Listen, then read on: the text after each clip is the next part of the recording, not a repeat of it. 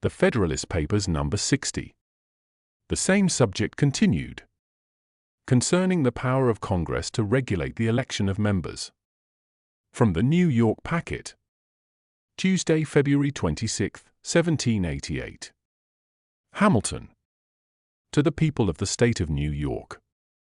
We have seen that an uncontrollable power over the elections to the federal government could not, without hazard, be committed to the state legislatures. Let us now see what would be the danger on the other side, that is, from confiding the ultimate right of regulating its own elections to the Union itself. It is not pretended that this right would ever be used for the exclusion of any state from its share in the representation. The interest of all would, in this respect at least, be the security of all. But it is alleged that it might be employed in such a manner as to promote the election of some favorite class of men in exclusion of others, by confining the places of election to particular districts and rendering it impracticable to the citizens at large to partake in the choice. Of all chimerical suppositions, this seems to be the most chimerical. On the one hand, no rational calculation of probabilities would lead us to imagine that the disposition which a conduct so violent and extraordinary would imply could ever find its way into the national councils, and on the other, it may be concluded with certainty that if so improper a spirit should ever gain admittance into them, it would display itself in a form altogether different and far more decisive. The improbability of the attempt may be satisfactorily inferred from this single reflection, that it could never be made without causing an immediate revolt of the great body of the people, headed and directed by the state governments. It is not difficult to conceive that this characteristic right of freedom may, in certain turbulent and factious seasons, be violated, in respect to a particular class of citizens, by a victorious and overbearing majority, but that so fundamental a privilege, in a country so situated and enlightened, should be invaded to the prejudice of the great mass of the people, by the deliberate policy of the government, without occasioning a popular revolution, is altogether inconceivable and incredible. In addition to this general reflection, there are considerations of a more precise nature which forbid all apprehension on the subject. The dissimilarity in the ingredients which will compose the national government, and a still more in the manner in which they will be brought into action in its various branches, must form a powerful obstacle to a concert of views in any partial scheme of elections. There is sufficient diversity in the state of property, in the genius, manners, and habits of the people of the different parts of the Union, to occasion a material diversity of disposition in their representatives towards the different ranks and conditions in society. And though an intimate intercourse under the same government will promote a gradual assimilation in some of these respects, yet there are causes, as well physical as moral, which may, in a greater or less degree, permanently nourish different propensities and inclinations in this respect. But the circumstance which will be likely to have the greatest influence in the matter will be the dissimilar modes of constituting the several component parts of the government. The House of Representatives being to be elected immediately by the people, the Senate by the state legislatures, the President by electors chosen for that purpose by the people, there would be little probability of a common interest to cement these different branches in a predilection for any particular class of electors. As to the Senate, it is impossible that any regulation of time and manner, which is all that is proposed to be submitted to the national government in respect to that body, can affect the spirit which will direct the choice of its members. The collective sense of the state legislatures can never be influenced by extraneous circumstances of that sort, a consideration which alone ought to satisfy us that the discrimination apprehended would never be attempted. For what inducement could the Senate have to concur in a preference in which itself would not be included? Or to what purpose would it be established, in reference to one branch of the legislature, if it could not be extended to the other? The composition of the one would in this case counteract that of the other. And we can never suppose that it would embrace the appointments to the Senate unless we can at the same time suppose the voluntary cooperation of the state legislatures. If we make the latter supposition, it then becomes immaterial where the power in question is placed, whether in their hands or in those of the Union. But what is to be the object of this capricious partiality in the national councils? Is it to be exercised in a discrimination between the different departments of industry, or between the different kinds of property, or between the different degrees of property? Will it lean in favor of the landed interest, or the moneyed interest, or the mercantile interest, or the manufacturing interest? Or, to speak in the fashionable language of the adversaries to the Constitution, will it court the elevation of the wealthy and the well-born, to the exclusion and debasement of all the rest of the society? If this partiality is to be exerted in favor of those who are concerned in any particular description of industry or property, I presume it will readily be admitted that the competition for it will lie between landed men and merchants. And I scruple not to affirm that it is infinitely less likely that either of them should gain an ascendant in the national councils than that the one or the other of them should predominate in all the local councils. The inference will be that a conduct tending to give an undue preference to either is much less to be dreaded from the former than from the latter. The several states are in various degrees addicted to agriculture and commerce. In most, if not all of them, agriculture is predominant. In a few of them, however, commerce nearly divides its empire, and in most of them has a considerable share of influence. In proportion as either prevails, it will be conveyed into the national representation, and for the very reason that this will be an emanation from a greater variety of interests, and in much more various proportions, than are to be found in any single state, it will be much less apt to espouse either of them with a decided partiality than the representation of any single state.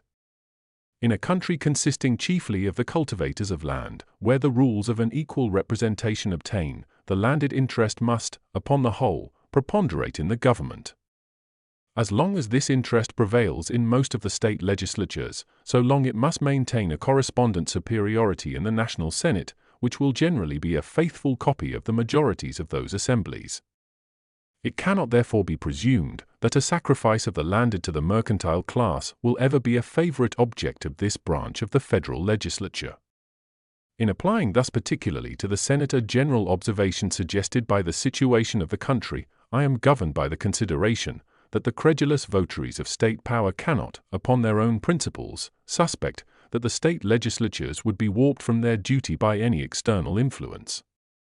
But in reality the same situation must have the same effect in the primitive composition at least of the Federal House of Representatives. An improper bias towards the mercantile class is as little to be expected from this quarter as from the other. In order, perhaps, to give countenance to the objection at any rate, it may be asked, is there not danger of an opposite bias in the national government, which may dispose it to endeavor to secure a monopoly of the federal administration to the landed class? As there is little likelihood that the supposition of such a bias will have any terrors for those who would be immediately injured by it, a laboured answer to this question will be dispensed with. It will be sufficient to remark, first, that for the reasons elsewhere assigned, it is less likely that any decided partiality should prevail in the councils of the Union than in those of any of its members. Secondly, that there would be no temptation to violate the Constitution in favor of the landed class, because that class would, in the natural course of things, enjoy as great a preponderancy as itself could desire. And thirdly, that men accustomed to investigate the sources of public prosperity upon a large scale must be too well convinced of the utility of commerce to be inclined to inflict upon it so deep a wound as would result from the entire exclusion of those who would best understand its interest from a share in the management of them. The importance of commerce, in the view of revenue alone, must effectually guard it against the enmity of a body which would be continually importuned in its favor by the urgent calls of public necessity. I rather consult brevity in discussing the probability of a preference founded upon a discrimination between the different kinds of industry and property, because, as far as I understand the meaning of the objectors, they contemplate a discrimination of another kind. They appear to have in view, as the objects of the preference with which they endeavor to alarm us, those whom they designate by the description of the wealthy and the well-born. These, it seems, are to be exalted to an odious preeminence over the rest of their fellow citizens. At one time, however, their elevation is to be a necessary consequence of the smallness of the representative body, at another time it is to be effected by depriving the people at large of the opportunity of exercising their right of suffrage in the choice of that body. But upon what principle is the discrimination of the places of election to be made, in order to answer the purpose of the meditated preference? Are the wealthy and the well-born, as they are called, confined to particular spots in the several states? Have they, by some miraculous instinct or foresight, set apart in each of them a common place of residence? Are they only to be met within the towns or cities? Or are they, on the contrary, scattered over the face of the country as avarice or chance may have happened to cast their own lot or that of their predecessors. If the latter is the case, as every intelligent man knows it to be, is it not evident that the policy of confining the places of election to particular districts would be as subversive of its own aim as it would be exceptionable on every other account? The truth is that there is no method of securing to the rich the preference apprehended, but by prescribing qualifications of property either for those who may elect or be elected. But this forms no part of the power to be conferred upon the national government. Its authority would be expressly restricted to the regulation of the times, the places, the manner of elections. The qualifications of the persons who may choose or be chosen, as has been remarked upon other occasions, are defined and fixed in the Constitution, and are unalterable by the legislature.